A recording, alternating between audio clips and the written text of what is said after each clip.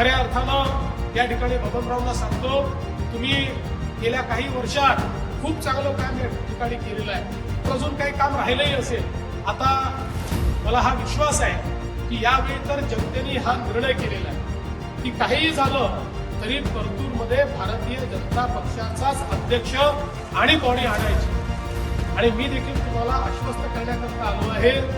बबनराव, आता तुम्ही तर पुढची आपली घोषणाच केली आहे, तर मी तुमच्याऐवजी राहुलला सांगून देतो की जरा राहुल एक चांगला आराखडा या ठिकाणी आपल्या नगराध्यक्षांच्या नेतृत्वात या परतूरचा सर्वांगीण विकासाचा आराखडा तुम्ही तयार करा.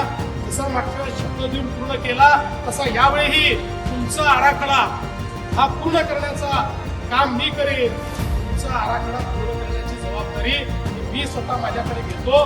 हे निश्चितपणे परतूरला आपण या मराठवाड्यातलं एक आयडियल शहर म्हणून या ठिकाणी प्रस्थापित करायचं आहे.